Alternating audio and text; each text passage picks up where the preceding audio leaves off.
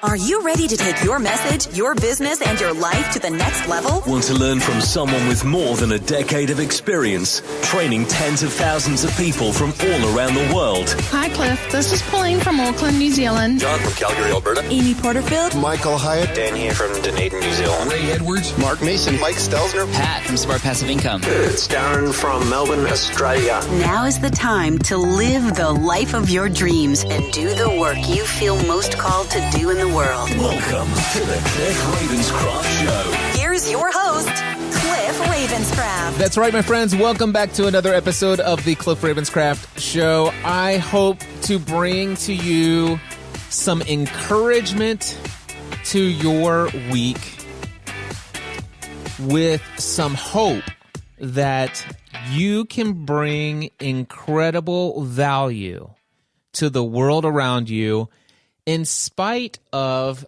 well, what you might think is required, in spite of not doing the work that you think you have to do, as far as at the level at which you feel like you have to do it, at this level of perfection that sometimes causes us to be paralyzed.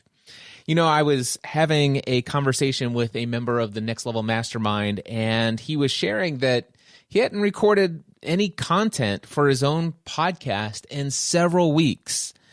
And he said that the reason for that was due to the fact that, well, he's just not passionate about the content that he feels that he needs to produce. He had this desire, this passion for sharing a little bit more of the personal, the mindset related stuff, and not only the technical aspects of what it is that his podcast has been focused on.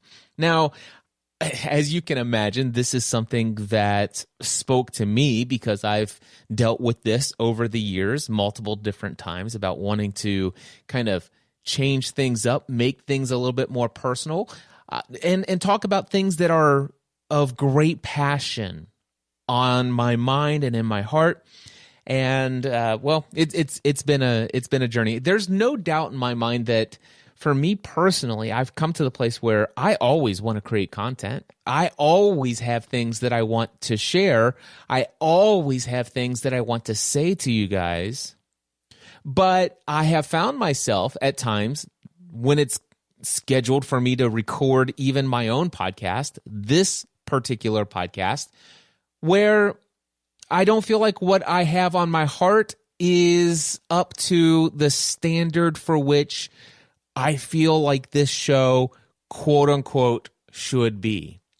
And who sets that standard except for me, right? And where do you come up with that standard? Is it based upon some arbitrary feedback that you get from a handful of people?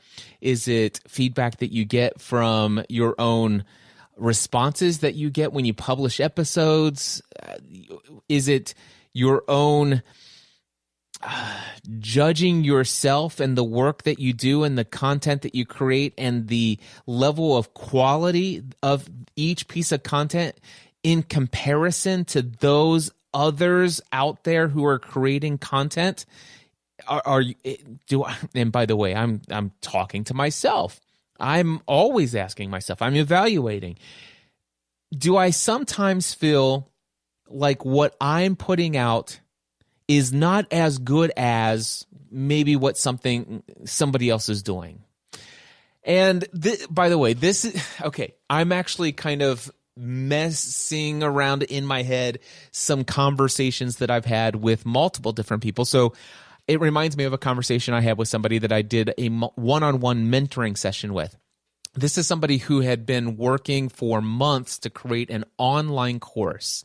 And this online course takes and breaks down and teaches some of the fundamental skills and some of the tactics and techniques in social media marketing that, quite frankly, are items that she is an expert in. She is paid extremely well to get massive results for the clients that work for her.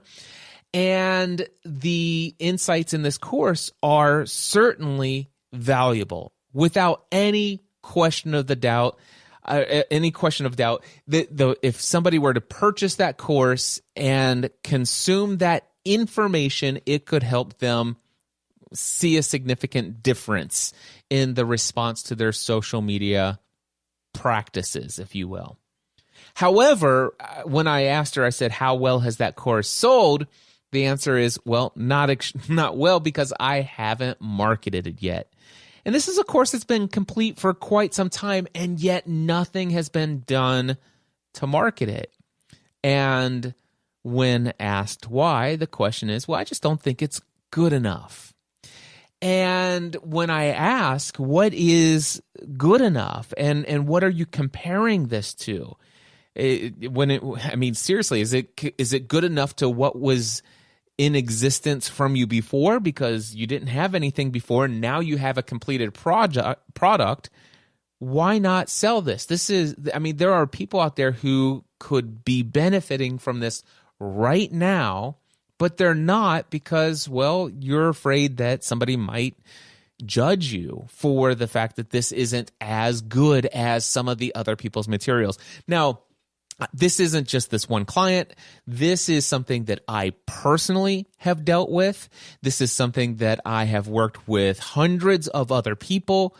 These are the thoughts that go through hundreds of other people. And the reality is what's going on is when we think about our product, our completed course, our live workshop that we're going to host, our conference, our podcast episodes, we often ask ourselves, well, is this as good as what somebody can get elsewhere, where so-and-so has just recently released a course, so-and-so has just recently held a conference, so-and-so has just recently done a live workshop, so-and-so just published that podcast episode. And when we look at the results those people have got, it's like, oh my gosh, they're making hundreds of thousands of dollars. They've got hundreds of thousands of downloads. They're knocking it out of the park, and the quality level of their production is off the charts. And look at their online course and just how it's laid out. And they've got an entire film production crew that help do live to video. And my course, when I look at it, it's just doesn't stack up against so-and-so. Here's the crazy thing. We tell ourselves all kinds of stories about what we need to live up to before we will hit publish on the marketing, on the sales page, send the email to ask somebody to buy, before we'll hit the record button and record a piece of content for our podcast. We have this standard in our mind that sometimes we just set it so high that we're paralyzed. It's just not good enough. And if I'm not going to sit here and tell you that I never experienced this, because I do. This podcast episode, I am recording this podcast episode on Monday, March 4th, 2019. I was supposed to have a podcast episode out this past Friday, and I had it on my list to do on Thursday, and I didn't have the amount of time necessary to outline and research the podcast episode this week at the same level that I've been doing in previous week's episodes. In fact, I've gotten to the place where each episode of this podcast, the last several episodes, I've been putting in many hours, like almost an entire day, and sometimes an entire day, in the pre-production, the outlining, the then recording, and then editing of a single episode, an entire day's worth of work. Now, is it worth it? In my mind, yes, it is. But what happens on those weeks where I don't have an entire day to produce a podcast episode? When I've set the standard so high for myself, what happens when I don't have hours to devote to that kind of production? Well, I can tell you what happens. When I refuse to lower the standard, which all of a sudden just saying, oh my gosh, I'm going to lower my standard, that alone, I don't know about you. Well, maybe I do know about you because I see you deal with this too. But for me, the idea of lowering my standards sounds like such a bad thing. But I think sometimes we arbitrarily set the standards too high for what and I think it's not necessarily doing things without excellence. See, I think lowering our standards doesn't mean that we're not ever going to produce something that has the quality of excellence.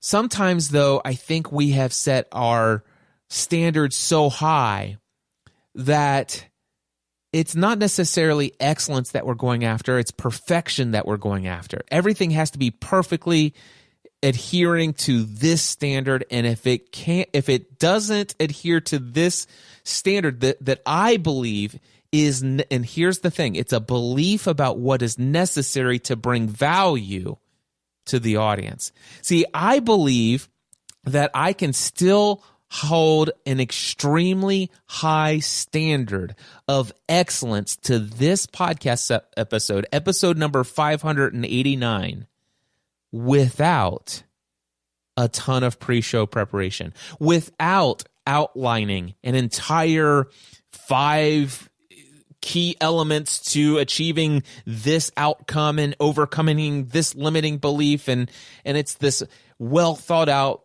I mean, it would be a valuable chapter in a book if I were publishing a book kind of episode. The question is, what does it take to add value to someone's life? And sometimes it's just showing up when people expect you to be there. Sometimes you are that voice of encouragement and hope that somebody was depending on. And when you have this when I have this arbitrary standard that says for me to add value to people's lives, I have to have created an entire outline and researched, and I have to have everything just buttoned up. Make sure that you don't go off the beaten path too far. Keep it short, to the point, super sweet, deliver nothing but just bite-sized chunks of amazing value. Make sure it's fully nutritious. There's no fluff.